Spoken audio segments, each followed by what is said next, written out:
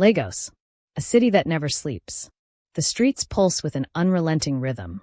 Horns blaring, street vendors haggling over prices, and the constant shuffle of restless feet moving towards dreams that seem just out of reach. From the creaking wooden stalls in the bustling markets to the glass towers piercing the night sky, this is a land of contrasts. The rich live like kings in their ivory towers, while the poor fight for survival below. And high above it all, in a penthouse that overlooks the sprawling city, stands a man who is everything, and yet nothing. His name is Obinna, a man whispered about in the corridors of power, a name feared in boardrooms and respected in the circles of wealth. A billionaire, a genius, a man whose mere presence bends the world to his will. But tonight, as he stands at the edge of his balcony, whiskey glass untouched in his hand, he feels none of it. The money, the power, the influence, what does it all mean if he is utterly alone? Obinna's face remains unreadable, his sharp features etched in stone as he gazes out at the city below. The twinkling lights stretch endlessly, but all he sees are shadows. Shadows of people who have come and gone, shadows of relationships built on lies, shadows of a life lived in excess but devoid of meaning. He sighs and turns away from the skyline, stepping back into his opulent penthouse. The space is vast, marble floors gleaming under the soft glow of golden chandeliers, modern art worth millions hanging on the walls, the scent of imported leather and expensive cologne lingering in the air. And yet, despite the luxury, the silence is suffocating. Flashback, the illusion of love. Obinna closes his eyes, and in an instant, he is no longer in the penthouse. The ghosts of his past come rushing back. A candlelit dinner in one of Lagos' most exclusive restaurants.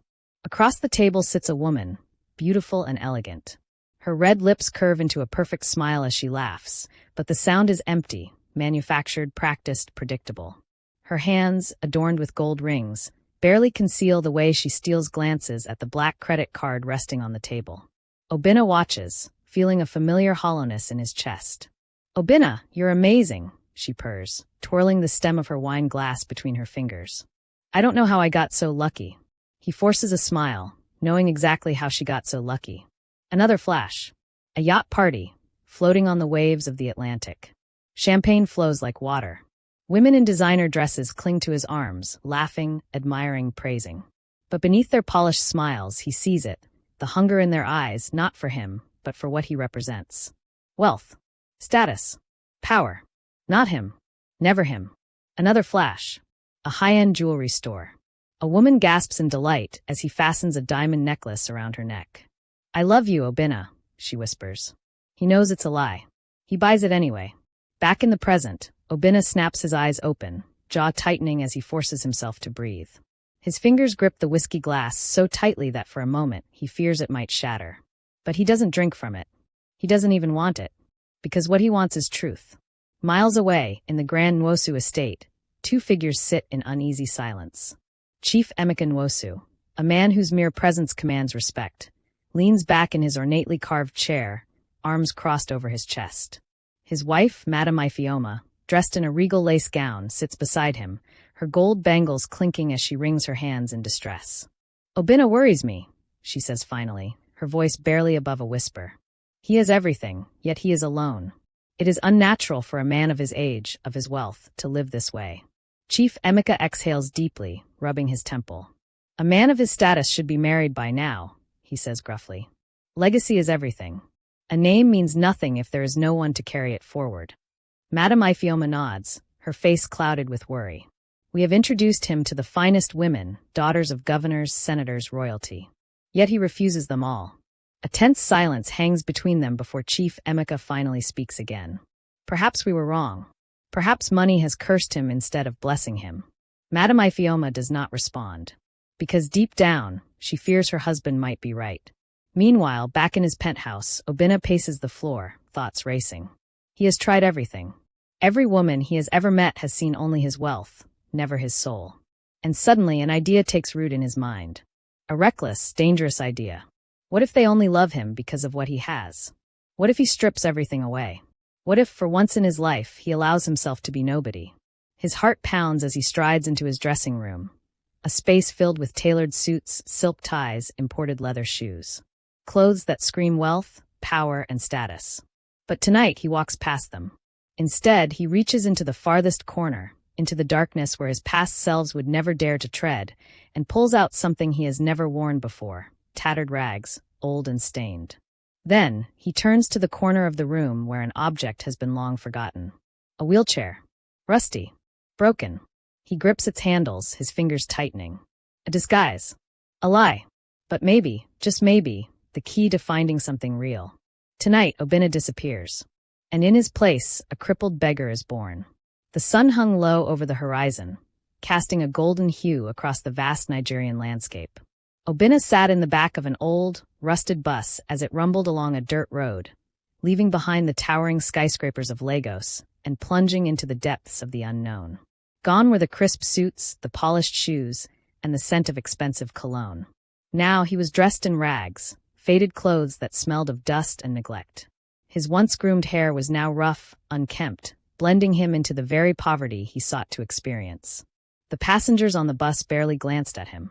They were too preoccupied with their own struggles to pay attention to a man who, to them, was just another poor soul on the move. But to Obinna, this was freedom. For the first time in his life, no one knew his name. No one bowed in respect. No one whispered in awe. And yet, as he stared out at the endless fields and scattered mud houses, he couldn't help but feel the first pangs of fear. Had he made a mistake? Was he truly ready to live as a beggar? There was no turning back now. The bus came to a slow, jerking halt at a small, dusty bus park. The village of Obodoala was nothing like the city. Here there were no neon lights, no roaring cars, no luxurious estates guarded by men in black suits. Instead, red earth roads stretched into the horizon, lined with small huts made of mud and thatched roofs. Children ran barefoot, laughing and playing under the shade of giant mango trees. The people moved slower here, their faces lined with the marks of hard labor. As Obinna stepped down from the bus, pushing his wheelchair forward, a few eyes turned to him. Some were curious. Others were indifferent. And then there were those filled with suspicion. Who was this strange man? By nightfall, Obinna had settled into his new reality. He positioned himself near the village market, where the scent of fried akara and grilled fish filled the air, mingling with the sharp tang of dried pepper. With his head lowered and hands outstretched, he whispered, "Please help me." At first, nothing. People walked past without sparing him a glance.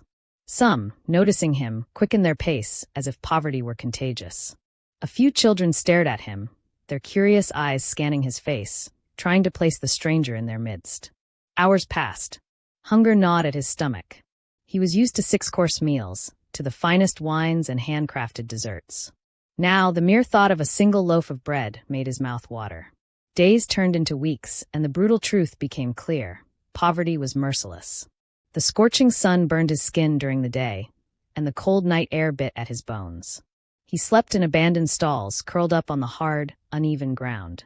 But worse than the hunger and the exhaustion was the mockery. "Lazy cripple, go find work," someone spat at him one day.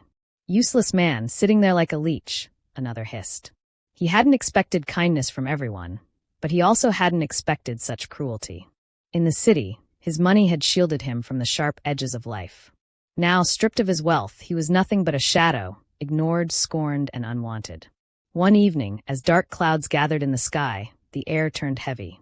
The villagers hurried to their homes, sensing the coming storm. Obinna, shivering in his thin, tattered clothes, tried to find shelter under a wooden stall. Then came the first raindrop. And then another. And within seconds, the heavens unleashed their fury. The wind howled through the village like an angry spirit, sending palm trees swaying violently. Thunder rumbled across the sky, shaking the very ground beneath him. Lightning split the darkness. And then, amidst the chaos of the storm, he heard them. Footsteps. Fast. Unforgiving. Predatory. His heart pounded. He turned his head slowly, just in time to see 3 men emerge from the shadows. They were not villagers. They had the look of men hardened by the streets, eyes sharp, bodies lean with hunger and desperation. One of them, tall and scarred, grinned. "See wetin we get here? Beggar man don gather small change." Obinna's stomach turned to ice. The second man stepped closer, his voice low and mocking. "Give us the money, cripple, before we make you more crippled than you already are." Obinna clutched his small pouch, filled with the few miserable coins he had collected over the past days. "Please, I have nothing," he whispered, his voice barely audible over the storm. The third thug sneered. Not lie. We see people day drop money for you every day. Hand him over. Obinna knew what was coming. They weren't just here for money. They were here to hurt him. The first blow came fast, a hard slap across his face. Pain exploded in his jaw as he toppled sideways, his wheelchair rattling on the uneven ground. The second man kicked the wheelchair, knocking it over completely. Obinna fell face first into the mud, gasping as rainwater splashed over him. Then they tore the pouch from his grasp. His hard-earned coins scattered across the ground, swallowed by the storm. One of the men laughed. Even get better money. Waste of time. But they weren't done. The tallest of them crouched beside him, gripping his shirt. I say I know this man from somewhere, he muttered. His eyes narrowed, scanning Obinna's face. Obinna's heart stopped. Had they recognized him? For a tense, terrible second, the thug stared at him. Then he shrugged and spat. No be anybody important. Useless cripple. And just like that, they were gone, vanishing into the night, leaving Obinna broken, soaked, and shivering in the mud. The rain poured harder. Thunder crashed. And for the first time since this journey began, he questioned everything. Had he made the biggest mistake of his life? The sun rose sluggishly over the village of Abodowala, its golden light creeping through the mist that clung stubbornly to the earth. The storm had passed, but its wrath remained. Puddles of muddy water soaked the narrow roads, and broken tree branches lay scattered like the remnants of a forgotten battle. In the midst of it all, Obinna sat slumped beside an abandoned food stall. His clothes were soaked, his skin covered in dried mud, and his body ached in places he didn't know could ache. The previous night's attack had left him battered, not just physically but mentally. For the first time in his life, he had no power, no influence, no safety net. He was just another forgotten soul. People began to emerge from their homes, stepping into the fresh morning air. Women with baskets balanced on their heads headed for the market. Men set up their stalls, preparing for the day's trade. Children kicked a deflated ball, laughing as they splashed through the muddy puddles. None of them paid attention to the frail beggar slumped in the dirt. None of them, except one.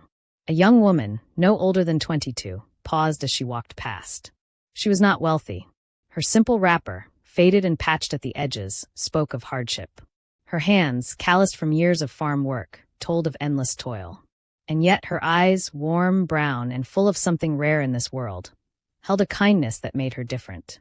She stepped closer, frowning at the sight before her. "Are you all right?" she asked softly. Obinna, too weak to respond, only lifted his head slightly. His eyes met hers. There was no pity in them, no disgust, just concern. She knelt beside him, reaching into the small basket she carried. "Here," she said, pulling out a small piece of roasted yam. "Eat." Obinna's hands trembled as he reached for it. He hadn't eaten in 2 days. His fingers brushed hers briefly, a fleeting touch, yet it sent a warmth through him, a feeling he hadn't experienced in years. Not because of romance, but because of genuine human kindness. Her name was Adanna. She had lived in Abodowala all her life, raised by a single mother who had worked tirelessly to keep food on their table. But when illness took her mother away, Adanna was left to fend for herself and her aging father, Pachakwudi. They owned a small farm, barely enough to survive on. But despite her struggles, Adanna never stopped caring for others. And now, looking at the broken man before her, she felt something stir inside her.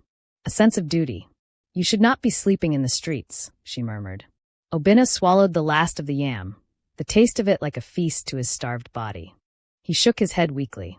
"I have nowhere else to go." Adanna hesitated, glancing around. People were starting to stare. A few whispered among themselves. She sighed. "Come with me." Obinna blinked. Had he heard correctly? "I don't have much, but I can't leave you here."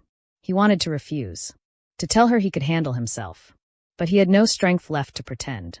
And so, he let her push his wheelchair forward, away from the market, away from the loneliness, and toward something he had never expected to find. The small farm sat on the outskirts of the village, surrounded by overgrown weeds and patches of fertile land. A few weak cassava plants swayed gently in the morning breeze. By the time they arrived, Obinna's body was on the verge of collapse. The exhaustion, the hunger, the pain.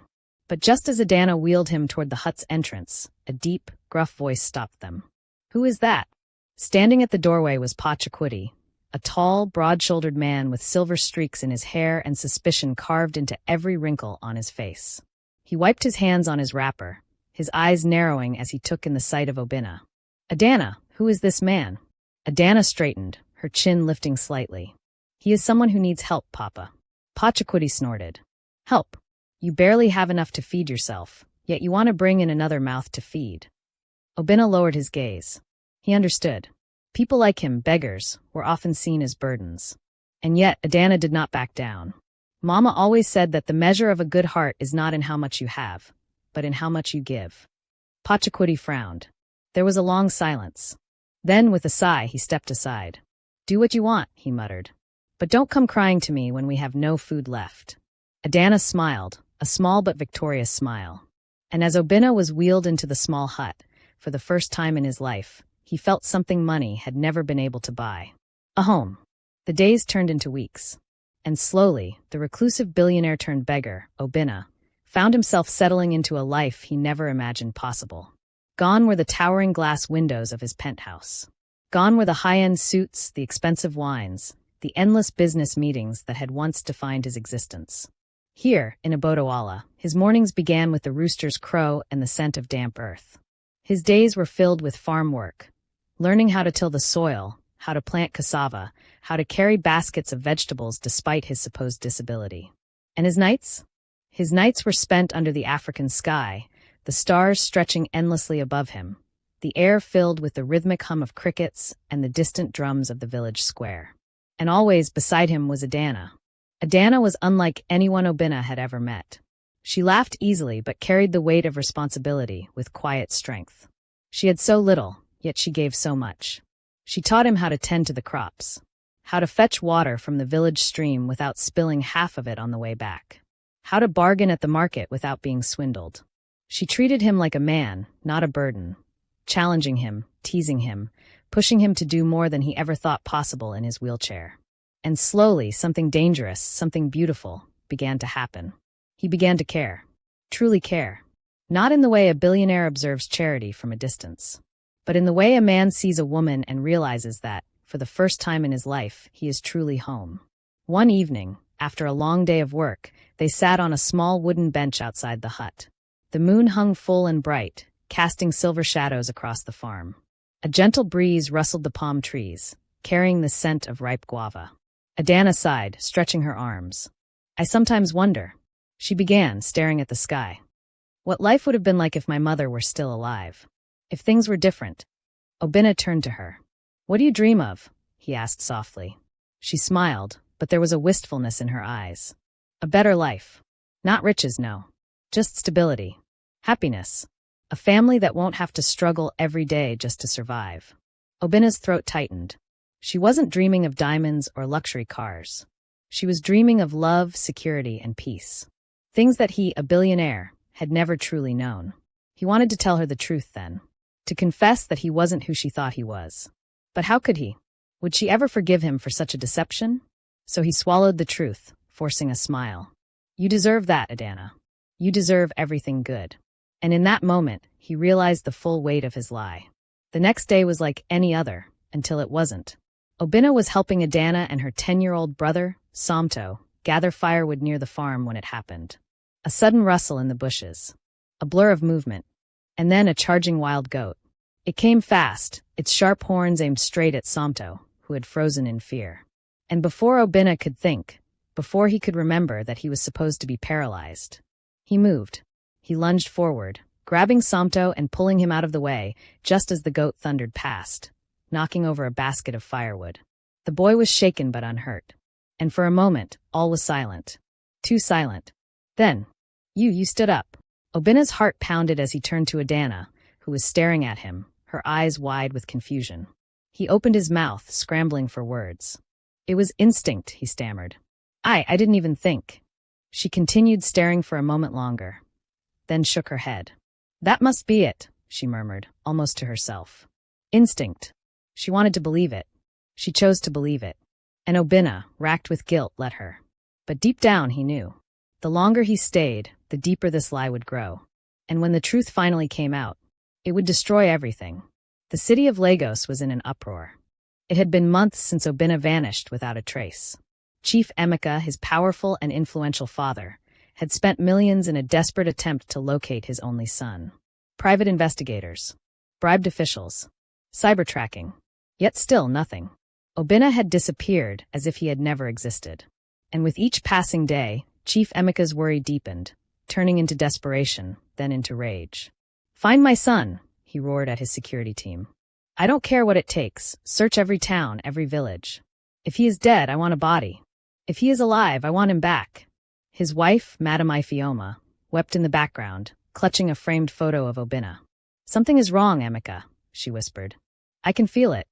And so, with fear in their hearts and wealth at their disposal, the hunt for Obinna intensified.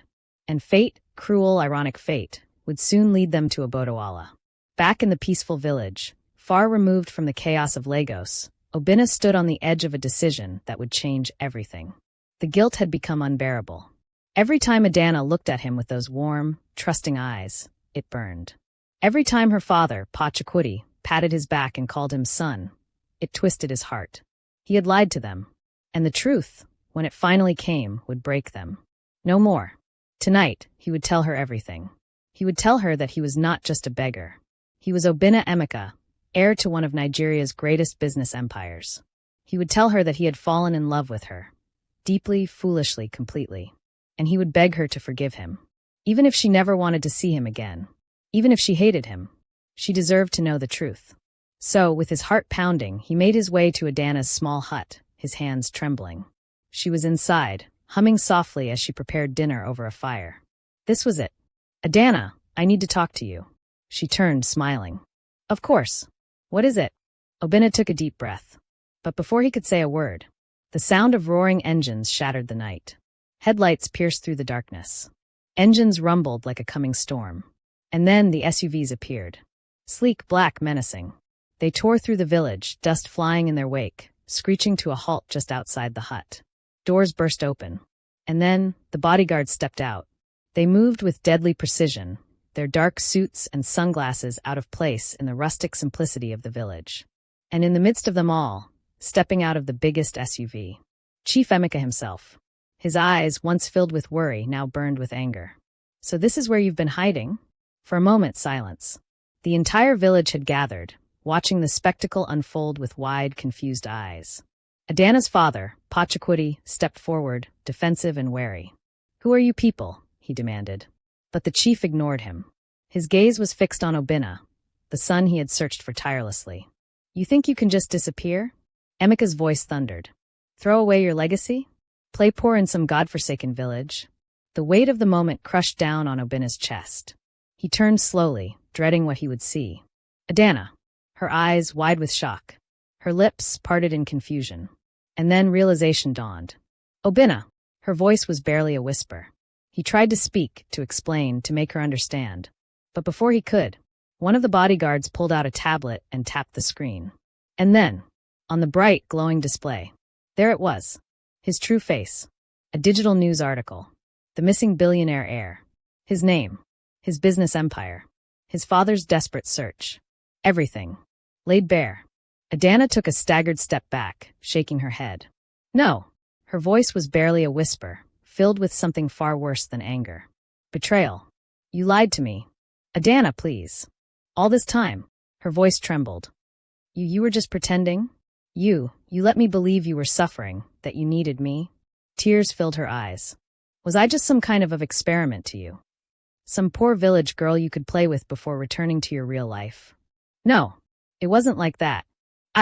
But she didn't want to hear it. She turned and ran. Her father called after her, but she didn't stop. Obinna moved to follow, but Chief Emeka grabbed his arm.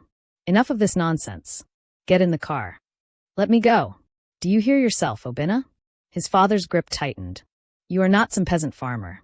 You are my son, and I will not let you throw away everything for some village girl." Obinna ripped his arm free, but by the time he turned, Adanna was gone, and the weight of everything he had lost came crashing down upon him. Lagos glittered beneath the night sky, its towering skyscrapers standing like silent sentinels over the restless city.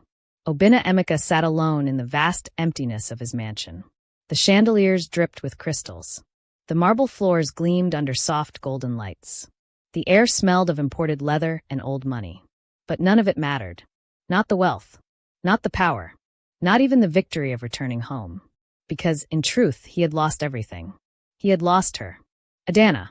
The one woman who had seen him. Not as a billionaire, not as a legacy, not as an empire, but as a man. And he had betrayed that trust. Now he wandered through the halls of his estate, every polished surface reflecting a version of himself he no longer recognized. His father had thrown a grand welcome party, filling the halls with businessmen, politicians, and old family friends. But Obinna had barely spoken a word. He had stood among them, distant, a ghost among the living.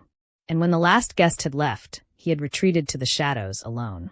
For what use was wealth, when the one thing he truly wanted was beyond his reach? It was late. The city hummed softly outside, cars passing like distant whispers. Obinna sat in his study, staring at the untouched whiskey in his glass when a knock. Sharp. Unexpected. He frowned. At this hour? A butler moved to open the door. And then froze. Sir. His voice wavered. You have a guest. Obinna turned slowly, his heart slamming against his ribs. And when he saw who stood in the doorway, the breath was stolen from his lungs. Adanna. She stood there, framed against the night, her dress still simple, her hair still wild and free. She looked out of place in his world of wealth and grandeur. And yet, she was the most powerful thing in the room.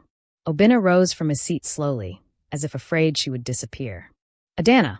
Her eyes locked onto his, fierce and unyielding. Tell me the truth, she demanded.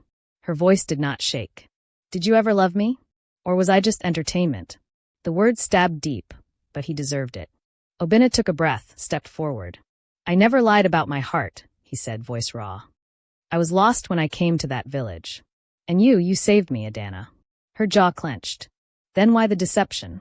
Why let me believe you were something you were not? Because I had to know, he burst out, voice cracking. Do you know how many women have claimed to love me, only to chase my money? Do you know what it's like to be nothing but a bank account to people? She flinched, but held her ground.